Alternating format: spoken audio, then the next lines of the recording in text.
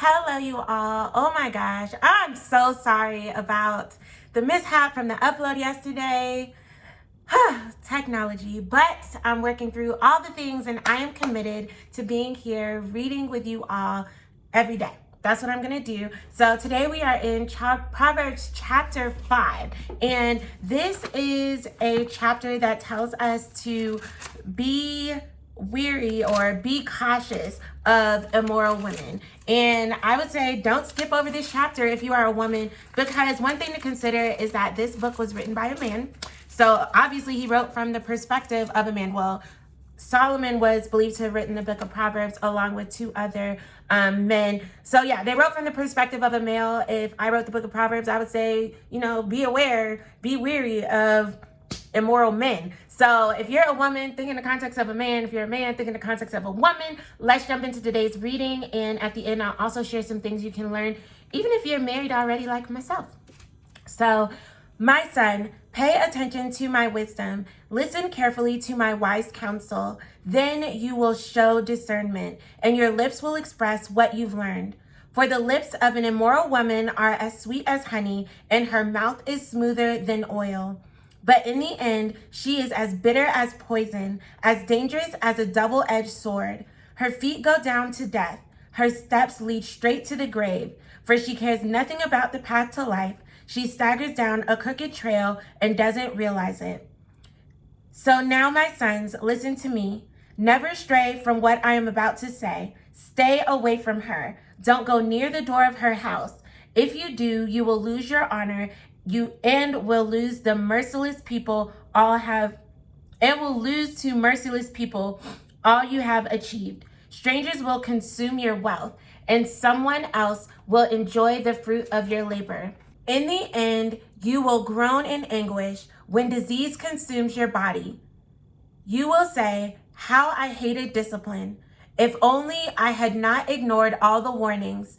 Oh, why didn't I listen to my teachers? Why didn't I pay attention to my instructors? I have come to the brink of utter ruin, and now I must face public disgrace. Drink water from your own well. Share your love only with your wife. Why spill the water of your springs in the streets, having sex with just anyone?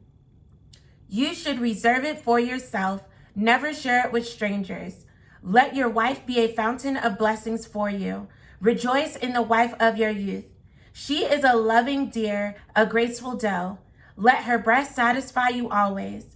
May you always be captivated by her love. Why be captivated, my son, by an immoral woman, or fondle the breast of a promiscuous woman? For the Lord sees clearly what a man does, examining every path he takes. An evil man is held captive by his own sins.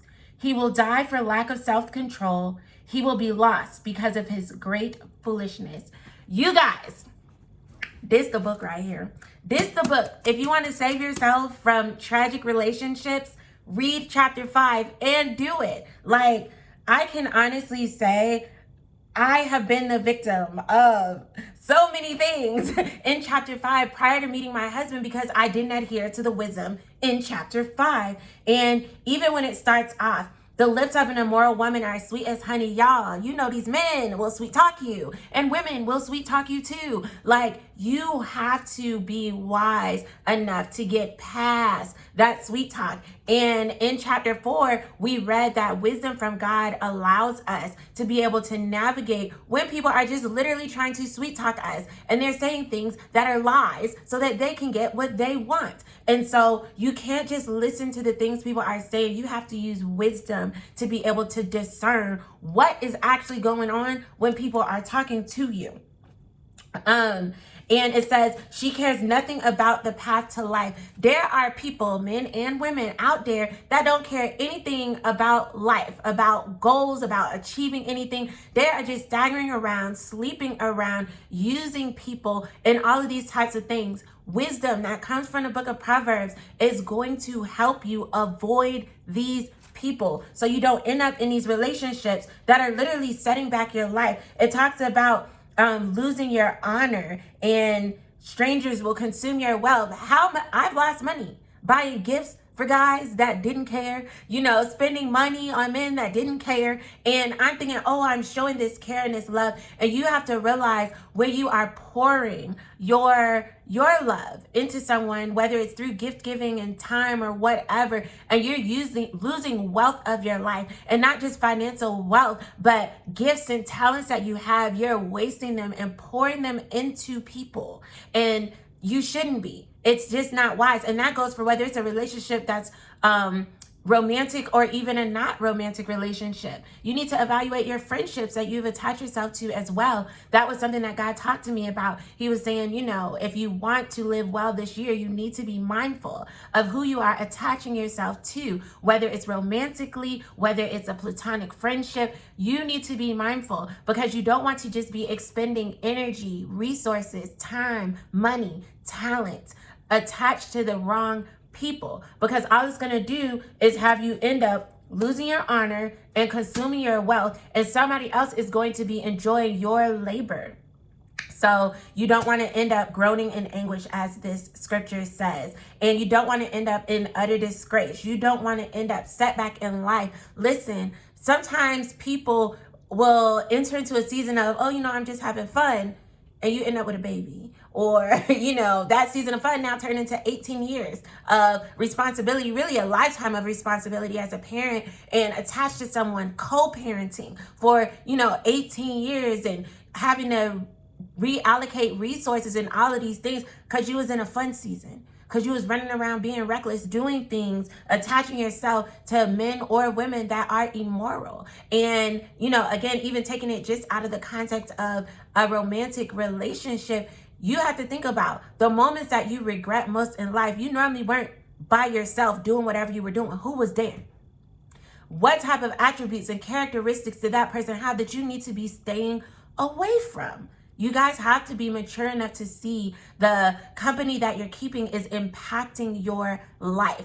And again, even when you're intending for something to be a quick, oh, it's just one night, oh, this last time I'm going to do this thing, the enemy uses those as opportunities, as an open door to drag you into a lifetime of bondage, or, situations and circumstances that is really going to take the hand of God to release you from, or help you navigate, or it changes the trajectory of your life. Because like I said, now you have a child, or you end up in this long-term relationship for 2 years, 3 years plus years that's going absolutely nowhere because you decided, oh no, we're just gonna have fun tonight, and they keep calling and you keep answering and whatever the case may be, and years later you're realizing now you're wasting your youth. You've poured so much of your energy and your effort and your talents into this relationship only to realize it's actually not going anywhere. And so you want to make sure that you are being wise and looking at these things. And so I did write some notes down. And this is pointed specifically at verses 22 and 23. So I'll read those again. An evil man is held captive by his own sins. They are ropes that catch and hold him. He will die for lack of self-control. He will be lost because of his great foolishness. And again, he's saying men, but this goes for women too. And I wrote down, do you feel like you are just in a cycle that has trapped you? You just can't seem to get away from this man, this friendship, this person, this woman. Like, that's verse 22. You're captivated by your own sin. That's your own desires that is keeping you trapped and held captive.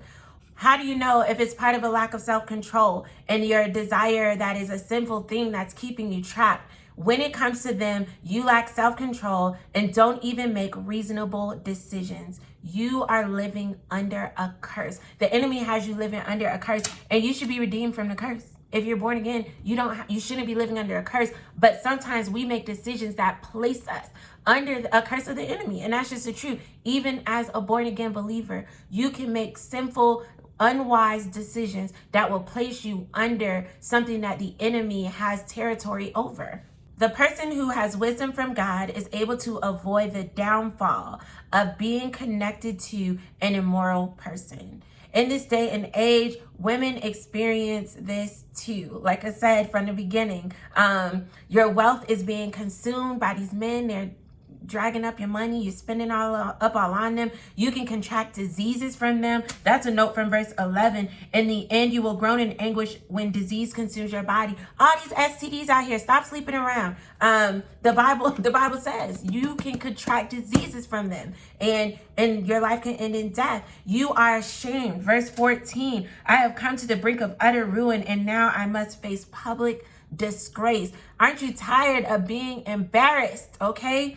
That is part of the curse of not using wisdom. So I just would say chapter 5 is encouraging you, use wisdom in your relationships this year. Whether it is platonic, whether it is romantic, use wisdom in your relationships this year. Thank you so much for joining me again today for a reading. Remember, we are reading Proverbs every single day this month. We will go through the entire book of Proverbs, one chapter a day. We will be here at 7 p.m. South Africa time, 12 p.m. Eastern Standard Time in the U.S. I love you guys so much. If you haven't subscribed to the channel, make sure you do. And I'm praying you have an amazing wisdom-filled year so that you know how to navigate all that is coming in 2024.